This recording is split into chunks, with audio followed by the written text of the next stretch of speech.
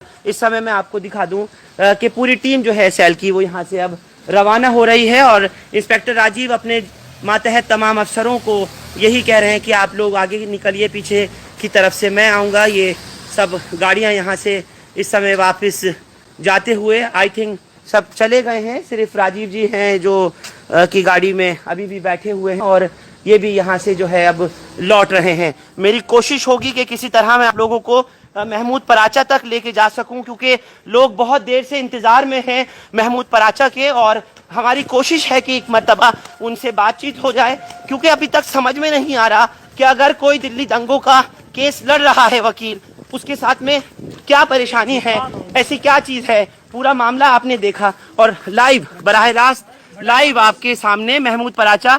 लोग बहुत बेचैन हैं और उतावले हैं इस बात को जानने के लिए कि आखिर क्या हुआ है। आप ठीक हैं? अभी का पोजीशन आप तक का लगभग 16 घंटे।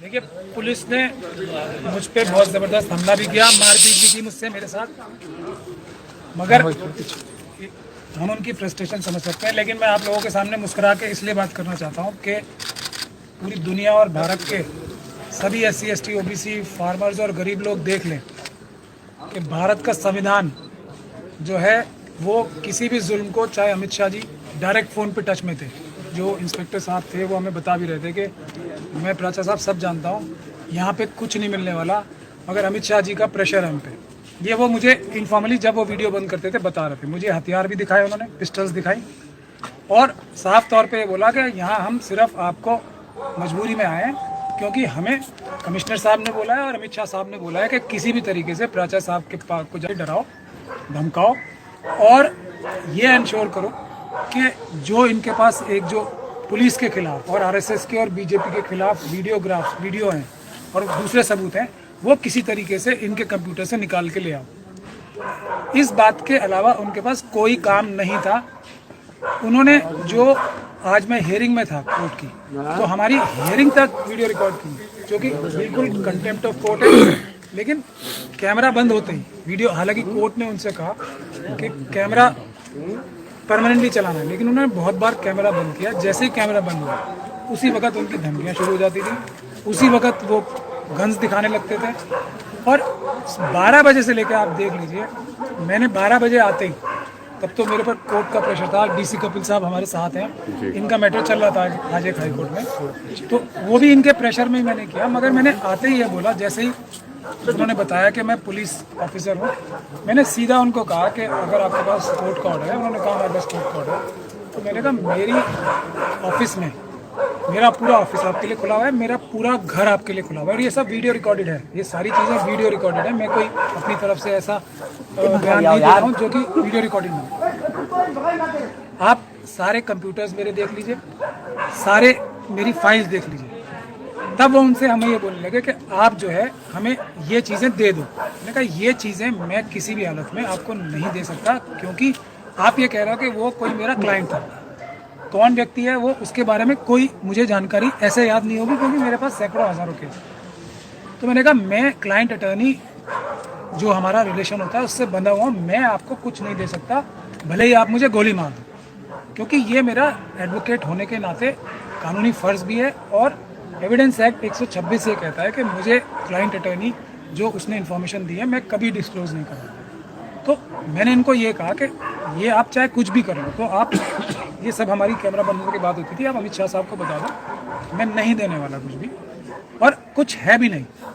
आप खुद ले लीजिए, वो मैं आपको नहीं रोकूंगा, क्योंकि कोर्ट ने आपको ऑर्डर किया। आप मेरे सारे कंप्यूटर्स चेक कीजिए, मेरी सारी फाइल्स चेक कीजिए, मेरी बॉडी में से सब कुछ तलाशी ले लीजिए। उन्होंने मेरे बाथरूम्स तक देखे हैं जाकर और सबकी वीडियोग्राफी है, एक एक बाथरूम, एक एक टेबल के नीचे तक घुस के देखा है उन्होंने, सब वीडियोग्राफ्ड है।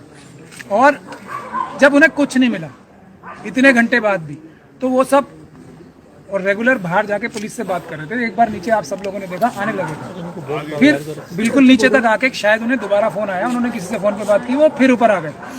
और फिर इस बार आके उन्होंने फिजिकल मेरे साथ बहुत मारपीट की। मेरे एक्चुअली स्पाइन की प्रॉब्लम भी है और इनको पता भी थी ये बात, क्योंकि बहुत सारे लोगों को पता है और ये तो मुझे बता ही रहे थे कि मैं आपके बारे में A से लेकर Z तक सब पता है। तो मेरी स्पाइन में भी चोट लगी है, इसलिए मैं बहुत तकलीफ में होगी।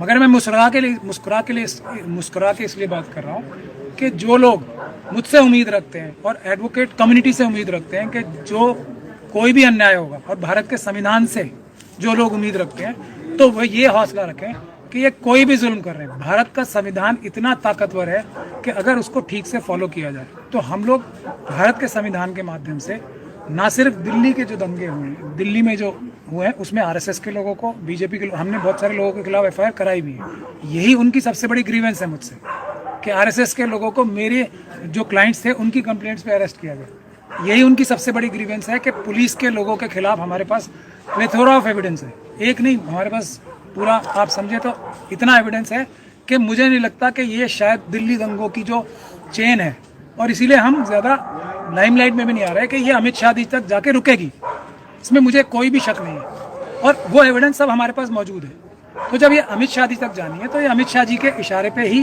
हमें बोला भी जा रहा है कि ये हो रहा है कि या तो आप ये केसेस छोड़ दो। मेरे कितने ही क्लाइंट्स को डराया गया, आपके पास एक के बाद एक कितने एग्जाम्पल्स मैं दिखा सकता हूँ कि प्राचा साहब को वकील हटा दो, नहीं तो हम तुम्हें मार देंगे, झूठे केसों में फंसा देंगे, और एक के बाद एक मेरे पास दर्जनों एग्जाम्पल हैं जो जो जो जो लोगों को झूठे एफआईआर में दर्ज किया गया क्योंकि उन्होंने मेरे पास आके पुलिस के खिलाफ कंप्लेंट कराने की कोशिश की थी, आरएसएस के लोगों के खिलाफ कोशिश की थी। एक जो दूसरी बात वो मुझसे कह रहे थे कि आप जो हमारे पुलिस ऑफिसर्स के खिलाफ SC ST के केस कर रखे हैं वो हम आपको पहले भी बहुत बार समझा चुके हैं, उनको भी विड्रॉ करो।